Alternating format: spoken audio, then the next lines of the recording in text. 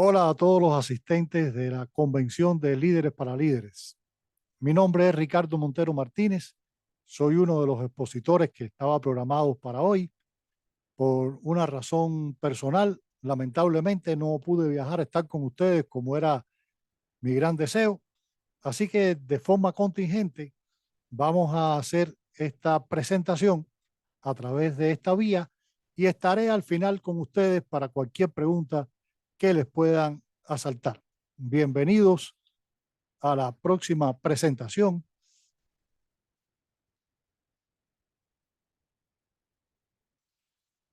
El título de la presentación que le quiero hacer hoy es el que sigue: cómo la cultura del liderazgo en seguridad le aportan valor a la competitividad. Pretendo pasar por esta agenda. Primero, ¿por qué me puede interesar la seguridad? Más allá de lo humano y de cumplir con la ley, que digamos son aspectos básicos. Segundo, ¿cómo se logra influir en los comportamientos seguros de los que se enfrentan a los riesgos directamente? Tercero, tratemos el tema de la participación como filosofía y como práctica en la gestión de la seguridad y salud en el trabajo. Y por último, veamos el multiplicador aporte de la cultura positiva de la seguridad en toda la organización. Entrando en el primer tema, ¿por qué me puede interesar la seguridad? Más allá de lo humano y de cumplir con la ley, que son aspectos básicos por los cuales a cualquiera en una organización le interesa la seguridad, podemos decir que, en primer lugar, porque solo si me intereso se va a lograr la otra parte de la intención, de lo humano y de cumplir con la ley. Tiene que existir intencionalidad. La gestión de la seguridad no funciona de forma natural.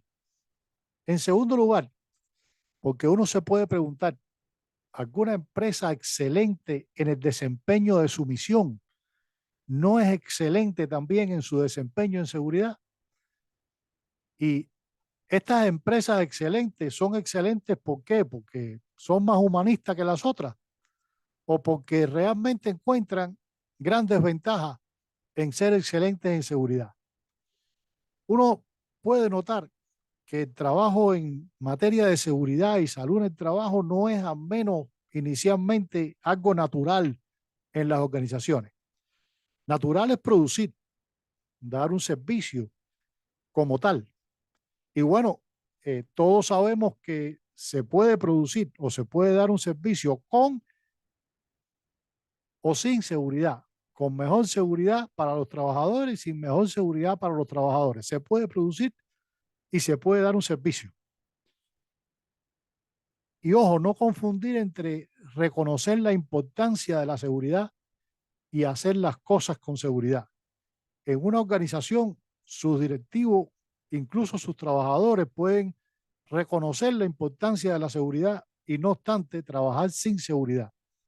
Pero el costo que tiene esto casi se está volviendo insostenible si usted no pasa a hacer las cosas con seguridad. Veamos esta gráfica.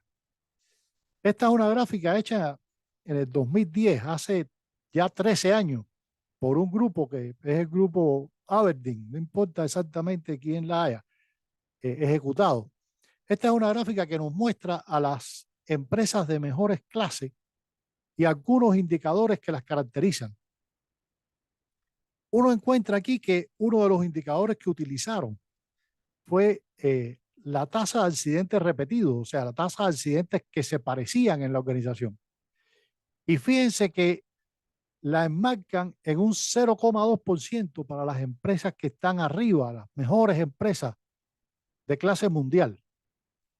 Fíjense que ya las empresas que están en el nivel medio le ponen una tasa de un 2,4% de accidentes repetidos, que es 1.200 veces peor, 1.200 veces peor que las empresas que están en el tope. Y las empresas que están en la parte inferior le ponen un 10% de accidentes, de tasa de accidentes repetidos, que es 5.000 veces peor el indicador que las mejores de su clase. ¿Por qué los accidentes repetidos? Los accidentes repetidos o accidentes que son muy similares marcan muchísimo si es una empresa que aprende o no es una empresa que aprende. Y eso es transversal a toda la organización. Claro que si usted es una empresa que aprende, no se le repiten los accidentes y usted aprovecha, aprende, aplica nuevas estrategias y logra mejor desempeño cada vez. Y eso es transversal, pero se expresa muy bien a través de ese indicador. Fíjense en la próxima gráfica. Esta es una gráfica clásica de cómo se aprovecha el tiempo si lo miramos en forma positiva o cómo se pierde el tiempo si lo miramos en forma negativa. Ahí tenemos cómo desde un tiempo calendario de los equipos, que es el que está marcado con la A, llegamos al tiempo de operación en la cual se le añade valor añadido a, a la organización, que es aquí abajo, ¿no? Fíjense que la proporción es muchísimo menor y todo lo demás son pérdidas. Y por este lado vemos cuáles son las responsabilidades que producen esas pérdidas. Cuando nos fijamos en la seguridad, vemos que la seguridad tiene influencia en al menos tres pérdidas importantes.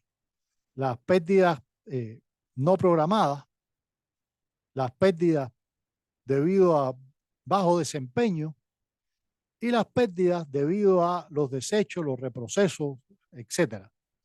Fíjense que a medida que la seguridad mejora, se reducen esas pérdidas. O sea, no es solo que contabilicemos que los costos de los accidentes se reducen.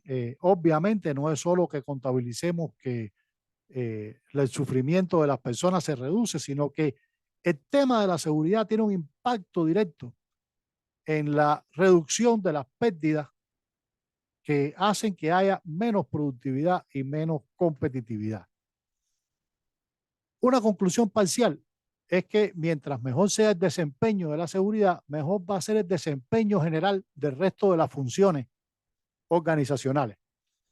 Si es mejor la seguridad, es mejor la calidad. Si es mejor la seguridad, es mejor la producción. Si es mejor la seguridad, es mejor todo. Porque cuando usted está bien en seguridad, es porque las cosas se hacen bien desde la primera vez que se hacen. Y eso impacta transversalmente en toda la organización. Y es uno de los grandes por qué tenemos que ocuparnos de la seguridad de manera intencional. Eso nos lleva al segundo punto. ¿Cómo se logra influir en los comportamientos seguros de los que se enfrentan a los riesgos directamente? Hay que decir que estamos hablando aquí fundamentalmente de la seguridad ocupacional, de la seguridad en el trabajo. Si hablamos de otro tipo de seguridad, por ejemplo, seguridad de proceso, pues el tema no es solo de los que se enfrentan a los riesgos directamente, sino que nos interesan mucho los comportamientos, incluso de los que no se enfrentan a los riesgos directamente, porque también son tan importantes como los de los primeros, o a veces más importantes. Pero cuando hablamos de seguridad ocupacional, todos sabemos que el comportamiento de los que se enfrentan a los riesgos directamente tiene una gran importancia en el desempeño de la seguridad. Entonces, ¿cómo logramos influirlo de manera genérica? Vemos el modelo de queso suizo, ya sabemos que este es un modelo conocido, eh, se llama el queso suizo porque son diferentes láminas que representan las diferentes barreras que pueden existir.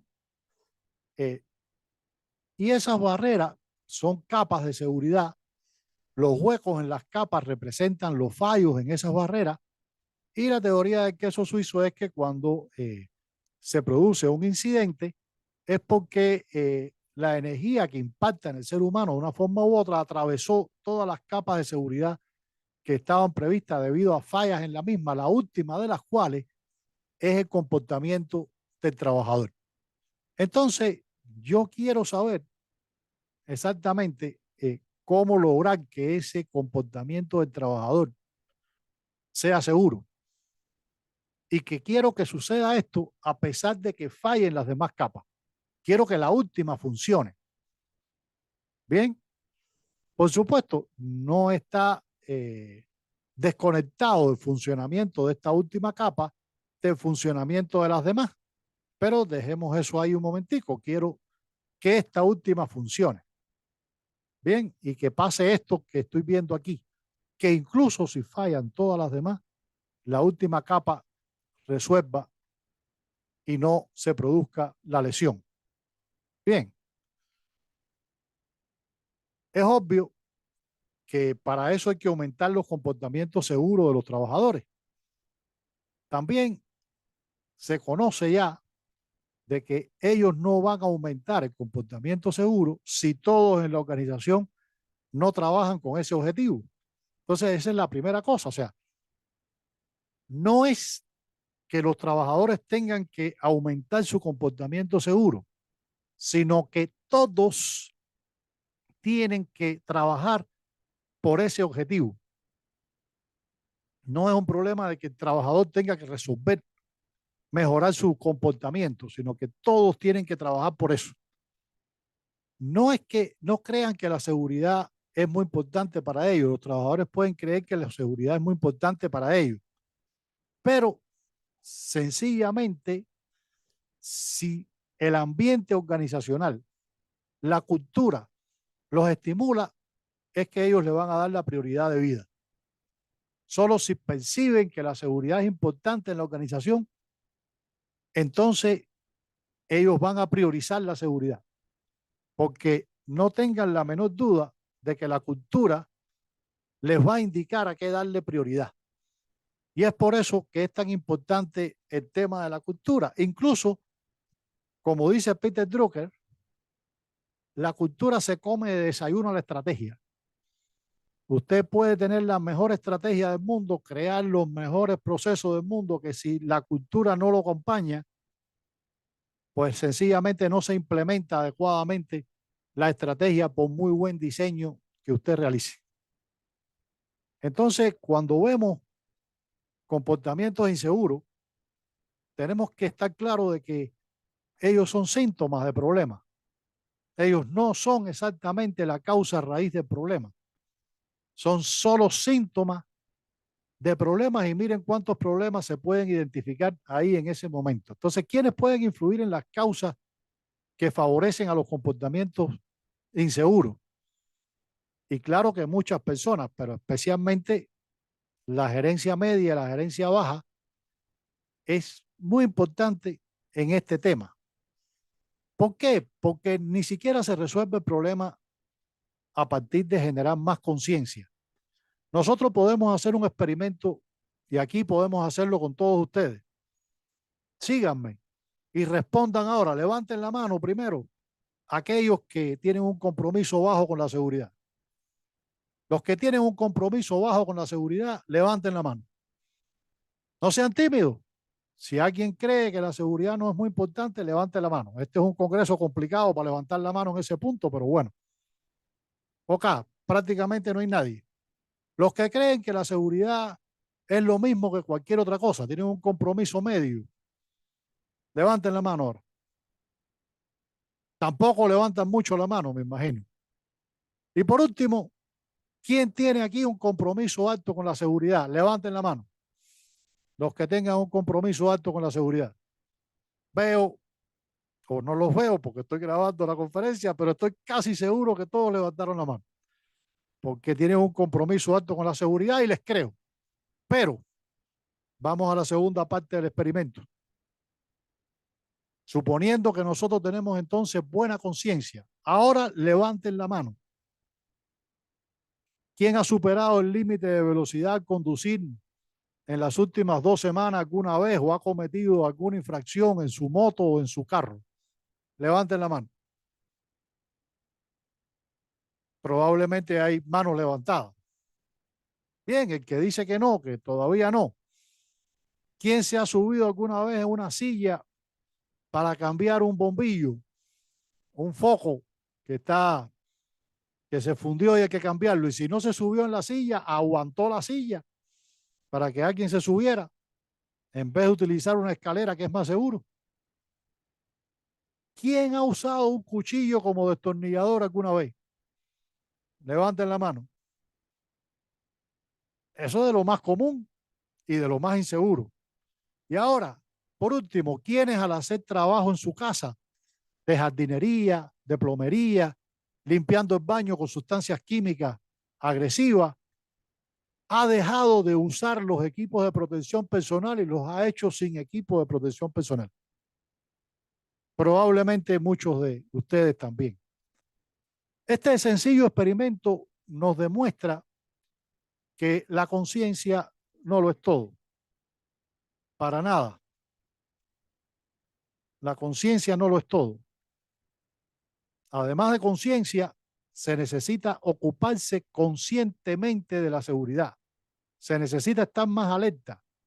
Se necesita que las personas conviertan el reconocimiento de la importancia de la seguridad en ocupación real. Y esto se hace aumentando la energía gerencial hacia la seguridad.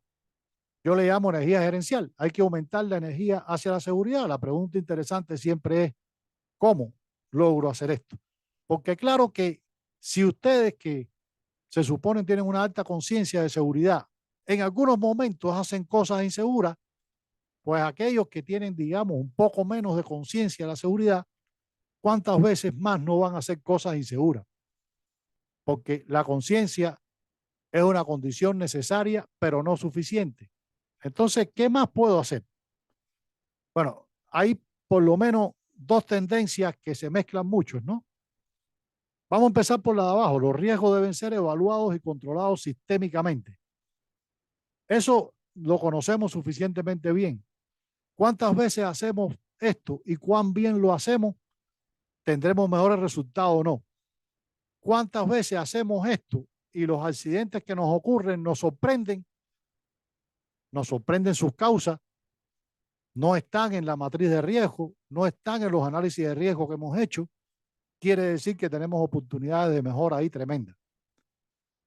El punto número uno, tenemos que lograr también controlar los riesgos a través del comportamiento consciente del trabajador.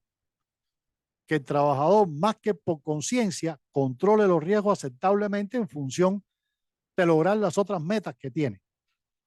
Y esto se transmite no por charla, se transmite culturalmente, se transmite viendo a los demás hacer esto. Eso nos lleva a la definición, una de las definiciones de seguridad 2, que no es más que combinar la seguridad regulada, el cumplimiento, con la seguridad gestionada. ¿Qué quiere decir esto? De que se logre que las cosas vayan bien, no por seguir las normas exactamente al pie de la letra, porque a veces hay que violarlas, porque sencillamente están mal escritas, están desactualizadas, los recursos que tengo no son los que se necesitan, etcétera, etcétera, sino porque me adapto conscientemente en la realidad de cada día y con eso consigo una conducta proactiva en las personas. Y eso me lleva a la necesidad de la participación como filosofía y como práctica en la gestión de la seguridad y salud en el trabajo. Lograr comportamientos conscientes a través de la participación en la gestión de la seguridad. Bueno, es obvio que la gestión de la seguridad no se puede hacer solo por especialistas en seguridad. Necesita que todo el mundo, todos los niveles gerenciales, desde la alta gerencia hasta los que se enfrentan directamente a riesgo, intervengan. Es imprescindible que participen los directivos, pero no es suficiente. Hay que lograr que los que se enfrentan directamente a riesgo participen en la gestión y eso significa desarrollar el liderazgo en seguridad. Y cuando hablamos de desarrollar la participación, ¿qué cosa es? Bueno, pues podemos decir que una definición de participación es que sean personas eh, que son capaces de planear y controlar una cantidad significativa de su trabajo con suficiente conocimiento e información para hacerlo, porque si no, e incluso poder en función de alcanzar un resultado deseado. La participación mueve hacia abajo el poder y por eso a veces se necesita mucho valor. porque no mueve la responsabilidad. Tú como gerente sigues siendo responsable de la tarea a pesar de que tengas una estrategia participativa. Si sale bien, es gracias a la participación de todos. Si sale mal, tú respondes por eso. Por eso muchas veces los gerentes tienen miedo de soltar el control, de soltar el poder. Pero en materia de seguridad es extraordinariamente importante. Hay por lo menos dos razones lógicas importantes para desarrollar la participación. La primera es ayudar a la dirección en sus esfuerzos por mejorar los resultados de la seguridad y la salud. Claro, esto quien tiene que estar convencida es la dirección de que va a ser ayudada, ¿no? Eh, ¿Y por qué es esto? Porque el mayor experto es el que hace todos los días el trabajo y se enfrenta todos los días a riesgo. Más experto que cualquier experto en su pedacito. Eso por un lado. Por el otro, cuando tú participas, estás más dispuesto a cumplir con las cosas que cuando te dicen lo que tienes que hacer nada más. Eso también lo conocemos. Este es un ejemplo del impacto de la participación. Aquí medimos el porcentaje de comportamiento seguro que existía en 3 empresas diferentes antes de iniciar un proceso de seguridad basado en comportamiento. Y este fue el resultado. Aquí vemos las 3 empresas. ¿Qué pasó en la empresa 3? ¿Por qué es mayor el resultado en la empresa 3? Muy sencillo, o sea, este resultado que vemos aquí se debe a la participación. ¿Por qué? Porque los trabajadores en esta empresa participaron en la definición de los comportamientos que iban a ser evaluados. Como resultado, cuando se mide antes de iniciar el proceso para obtener una línea base, ya ellos sabían qué era lo que tenían que hacer, habían participado, habían creado esas definiciones y por tanto el cumplimiento de las mismas era mucho menos. Todavía sin hacer absolutamente nada más, ni retroalimentación, ni reuniones de gerencia, ni nada. Solamente participar en la creación del instrumento que iba a ser utilizado. Segunda razón lógica, la capacidad de influenciar en la gestión de la seguridad y la salud. Es una inversión muy costo efectiva el hecho de lograr la participación. Obtienes grandes beneficios con poca inversión. Y por supuesto, eso implica que haya un interés común entre gerencia y trabajadores. Y segundo, es importante la participación porque obliga a los gerentes a ocuparse de la seguridad. Una vez que tú recibes información, una vez que te comprometes con algo, te tienes que ocupar. Y esa presión de te tienes que ocupar es muy importante porque la gerencia, su principal misión no es la seguridad. Su principal misión es lograr producir más al menor costo posible o lograr dar más servicio al menor costo posible.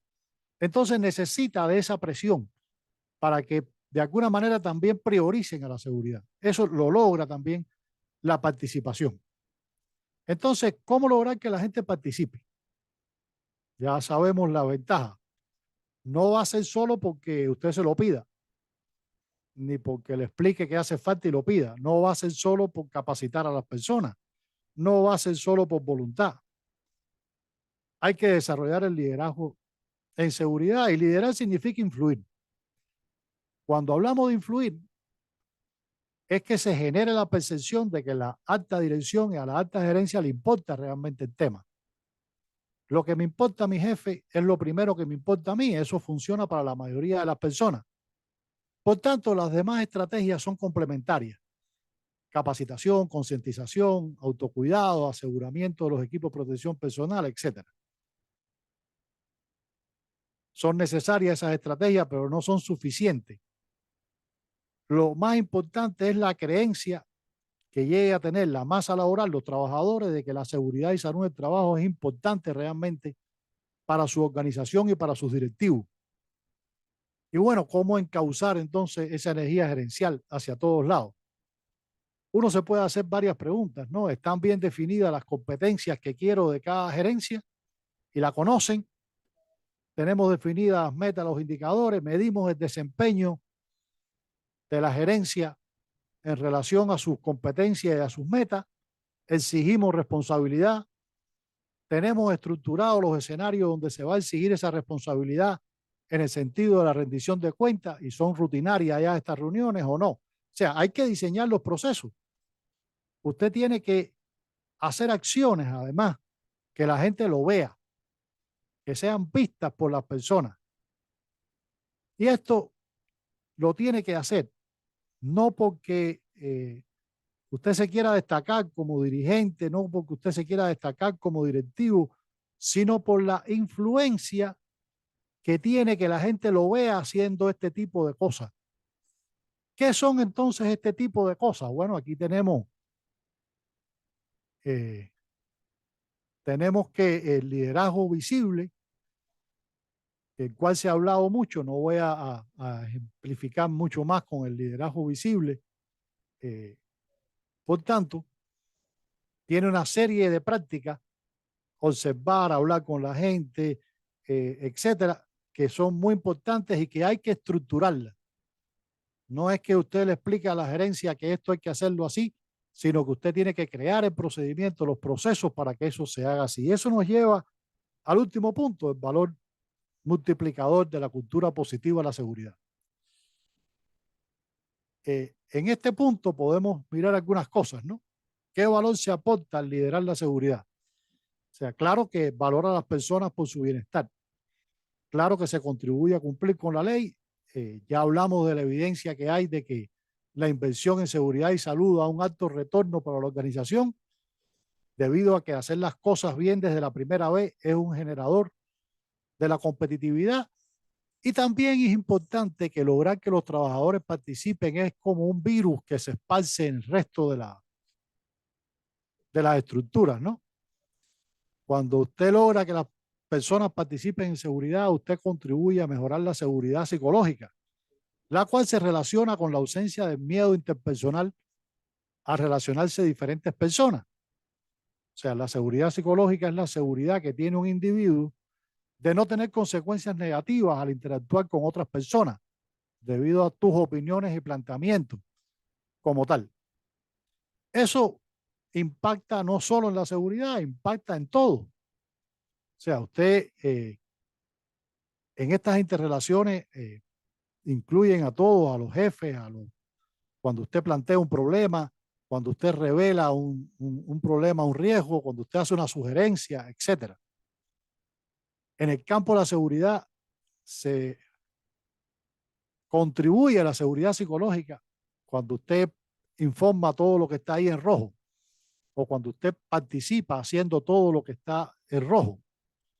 Todo ello sin temor a ser criticado o a sufrir represalias, ¿no? Si usted logra que la gente haga esto, pues obviamente empiezan a practicarlo en otras áreas que no son solo la seguridad. Por eso se esparce como un virus positivo cuando usted arranca con esto de aquí. Y obviamente ustedes y todos los que en su organización lideran el mejoramiento de la cultura de la seguridad logran así no solo influir en los demás, sino también logran que haya menos sufrimiento por parte de los colegas, logran que la confianza y las buenas relaciones se extiendan por todas las áreas, logran que su organización potencialmente sea más competitiva, mejorando la competitividad. Ojo, hago la anotación de que cuando miramos en el modelo del queso suizo, las diferentes capas, por supuesto, a los trabajadores no se les escapa el hecho de que usted trabaje o no trabaje en las demás capas de protección para que ellos mejoren en su comportamiento seguro. O sea, en esta última capa, ellos tienen que ver que la organización trabaja en las demás capas. Si la organización no trabaja en las demás capas, la percepción que va a tener el trabajador es que todo se lo están cargando a él. Y obviamente no va a estar de acuerdo con eso y no va a repercutir en comportamiento seguro de manera adecuada. O sea que hay que trabajar todo de forma integral para que efectivamente se pueda potenciar el comportamiento seguro de los trabajadores y con ello se pueda potenciar el aporte a la competitividad en toda la organización. Entonces, muchísimas gracias y quedo atento a cualquier pregunta que quieran hacerme en el momento. Gracias a usted.